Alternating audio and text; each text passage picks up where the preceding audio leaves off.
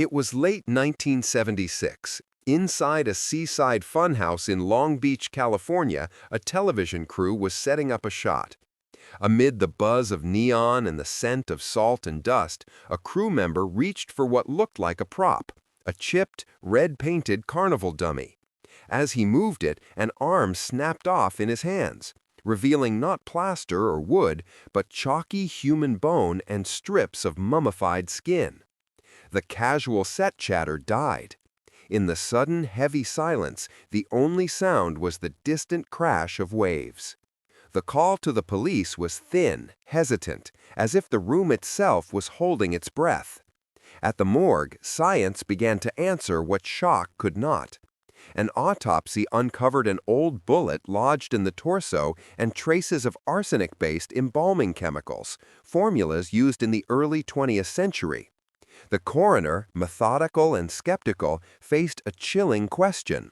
How does a human body spend over 60 years on public display, mistaken by everyone for a cheap mannequin? Detectives sifted through dusty carnival paperwork. Historians traced leasing records from Pier to Midway. Days later, a name finally rose from brittle ledgers and whispered rumors. Elmer McCurdy, a small-time outlaw who died in 1911 and whose story, it turned out, was just beginning. This discovery matters because we live in an age of perfect illusions. We scroll past deepfakes and movie-grade prosthetics, constantly misjudging the line between the real and the fake. McCurdy's journey is a stark reminder that spectacle is the ultimate disguise, and that the distance between a morbid curiosity and a human being is terrifyingly small. To understand how a man became a thing, you have to go back to a cold Oklahoma dawn. Elmer McCurdy was a failure as an outlaw. His robberies were disasters. A safe blown to pieces along with the cash.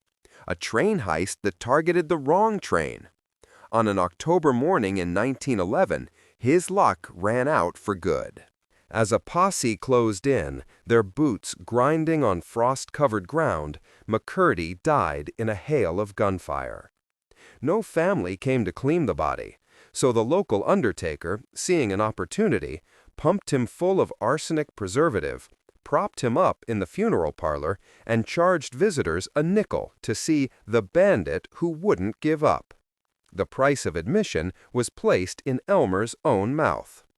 Then 2 men arrived, claiming to be his long-lost brothers. It was a lie. They were carnival promoters, and they rolled Elmer McCurdy's body away to begin its second life. For decades, he toured the country with sideshows and haunted houses, his skin shellacked, his legend growing as his identity faded. He was passed from owner to owner until he was just another funhouse scare, hanging from the rafters. That is, until that television crew discovered the truth.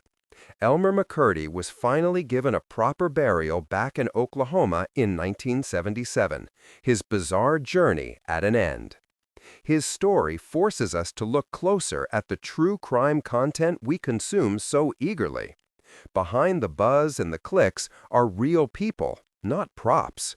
And the line between honoring a story and exploiting a tragedy is one we cross with every scroll.